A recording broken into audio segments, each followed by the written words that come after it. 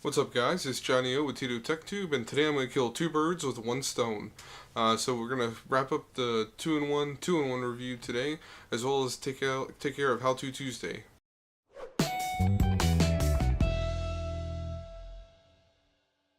Alright guys, so first thing I'm going to do is go ahead and jump into what I'm going to call Teardown of the HP EliteBook X360 and the Elite X2. It's not going to be a full teardown. We're not pulling the motherboards out and all that mess. I'm just going to basically pull the back cover off of them. Let you guys get a look at what's inside, what you can add on, what you can replace, and what's easily accessible on the device. And then we'll kind of come back here and do a quick wrap up and kind of final thoughts and conclusions on both devices. Alright guys, so first we're going to take a look at doing the teardown on the X360. So this one's actually pretty straightforward. Just 1, 2, 3, 4, 5 screws right there. I'm going to use my trusty iFixit kit here. And these screws are each a T5 Torx bit. Now they are not retention screws, so you'll want to be careful, make sure you don't lose them. I am just putting them in the top side of the case for my iFixit driver set. It makes it a little bit easier if you have like a plastic spudger, something like this, some kind of little plastic pry tool. You just get down in here behind the hinges and pry that cover up. And now we'll take a quick look at what's under the hood here.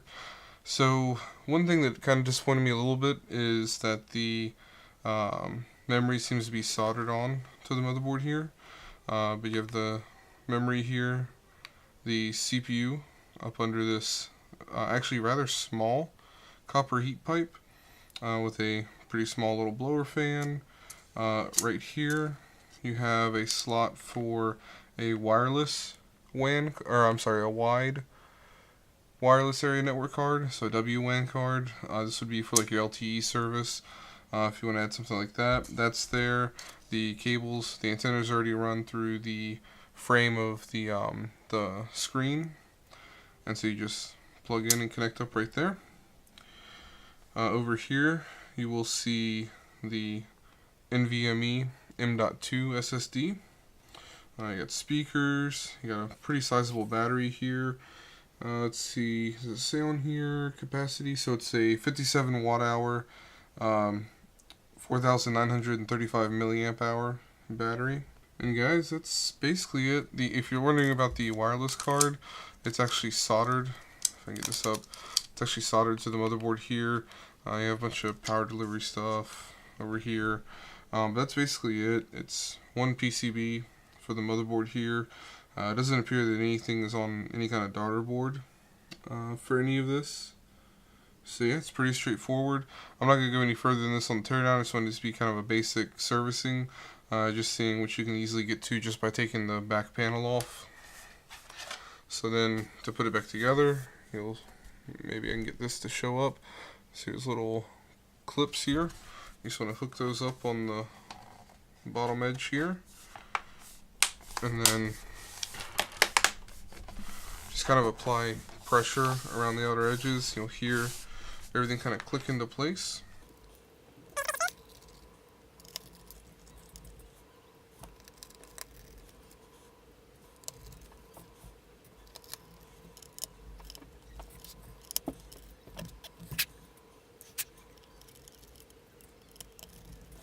Alright, there's a little bit of gook that got in the threads on that one, but it's good now. And you just want to kind of press on it one more time to make sure all the little clips are in. And that's it. That's the teardown of the HP X360. So next we'll take a look at the X2. Alright, so now we've got the Elite X2 here. Ignore the stickers on the back here. Sorry about that, guys. And for this one, to actually get it apart, I've got to take the kickstand and flip it all the way up like this. So this will be the correct orientation for you guys. So there's 2 screws up under the edge of the hinge here, and then 1, 2, 3, 4, 5, 6 along the bottom. These are going to be Torx bits. I believe they're T5s as well. I honestly don't remember. Yeah, they're T5s as well. So I'm going to flip this back in this orientation so I can get the kickstand off first. And again, none of these are captive screws, so you'll have to make sure you keep a hold of them.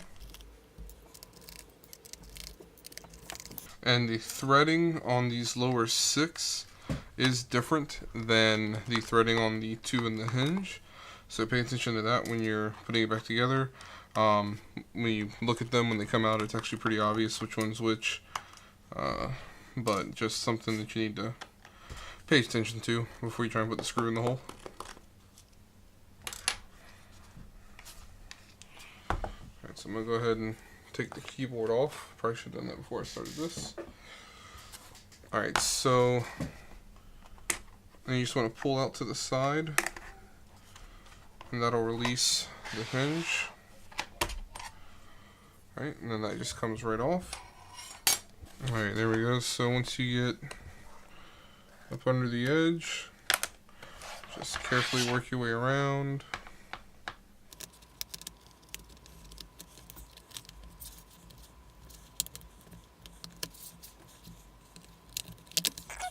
And then when it comes apart, where is it? The cable is going to be connected for the display.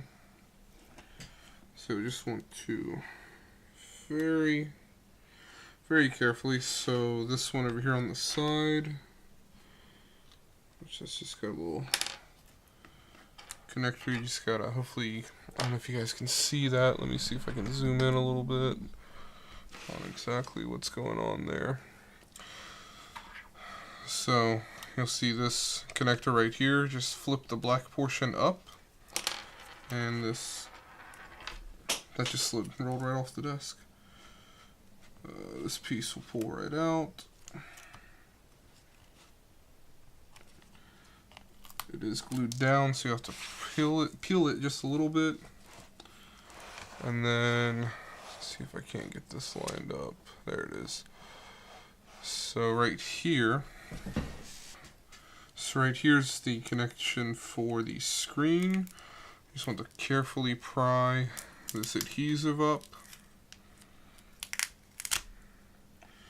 and that'll pull right out. For some reason they don't have a retention clip on that, as far as I can tell. Normally they do. I guess I just figured the adhesive's good enough on this one. And there you see there's some magnets on either side there that kind of stick it together a little bit, but zoom back out so you guys can see. Alright, so obviously we've got the screen here. Just do a quick rundown of the componentry. Get you guys a little bit better view of that. Okay, so you have a slot here, which I believe this one again will be your wide wireless area network card. So for your 4G LTE, this one is your WLAN card, wireless local area network card. You have a camera up here, and then there's going to be one on the back side of this as well, because this has a front and a rear facing camera. You've got your speakers on either side here. You've got your M.2 SSD. This one is a SATA SSD, not an NVMe, I believe. Yeah, this is a SATA. And then again, large battery down here. This one is, let's see again if we have any details. This one's a 4,820 milliamp hour. So, oh, that's weird. Okay, so it has two different specs here. It has that. Over here to the left side here, we have 40 watt hour at a nominal 5,195 milliamp hour. I will say the battery life on the X2 is much worse than the battery life on the X360 in personal experience. Probably what it is on the, this is probably shielding to protect the screen, and on the back side it's probably like thermal pasted or thermal padded onto the case, because this does not have any active cooling fans. That would give it its only cooling is giving it an active contact to the back of the case itself, since it's all aluminum. And you can definitely tell that whenever it's running, because it gets pretty hot in the back center, which right here is where the CPU is. and that's where all the heat on the backside kind of gets localized at. Now, one of the things that HP, hopefully you're listening, one of the things for a future revision of the X2, I think, and again, it may make the device slightly thicker to do something like this, but it would make sense to me, and again, I assume this isn't set up this way currently, but to have maybe just, keep it passive cooling if you want, but add heat pipes coming off of the CPU out and around to spread the heat around this aluminum chassis, because you have a large aluminum area to dissipate heat on, but you're not really using it, because if you run the device, you can tell the heat gets pretty well localized, and doesn't really dissipate anywhere because it only really has thermal contact to the one point on the chassis. But if you were able to spread that out to a larger surface area and use more of the chassis for cooling, you would maybe have a little bit of a little bit better performance. It may perform a little closer to an X360 than it does right now. There's some limitations with that. The processor itself is going to limitate that just because it's a lower TDP processor. And no matter what you do, I won't say no matter, but in this form factor, in this size, no matter what you do, you're not going to be able to match the efficiency of active cooling, or even come close to it. So that's just an idea I had to help it out. Even if you didn't, have it as a, in the case option, you could have a accessory of a, passive cooling case, where you can have an actual case that snaps onto the back of it, and maybe put some stickers over some thermal pads that connect to heat pipes on that, and then just that basically attaches heat pipes to the exterior of the case, and helps to, maybe a copper slug here on the back side of the case with heat pipes that come out to spread the heat. And again, thermal pads, that would have to be, you have to peel some paper covers off and then actually adhere it to the back of the device itself, but that would help dissipate that heat, and it leaves you with some interesting options there for adding cooling with like a case accessory, because the way it sits now, it actually performs worse with any of the cases designed for it, because all they do is trap the heat in even worse. Okay, so that's it. Pretty straightforward for the X2. Let's get this up in view.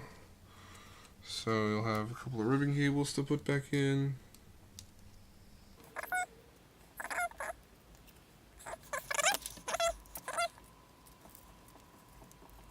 Just going to slide that in. Stick that adhesive back down. And then you just want to lay the screen back into its home.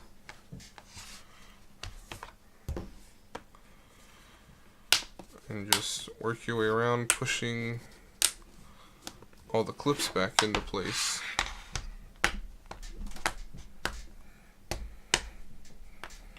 So try and apply fairly even pressure. If anything gives too much resistance, kind of back off. Check, make sure everything's lined up right. Maybe wiggle it around, readjust it a little bit before you go kind of trying to smash it down again. But that's basically it, guys. That's it. Put it back together. I'm just gonna throw the hinges back on, and then put all the screws back in, and it's ready to go back into production. I don't know how well this will focus, but let me knock that on its side so you can see better. That is the difference in the screws between the hinge and the bottom section of the back case. The larger one goes in the hinge.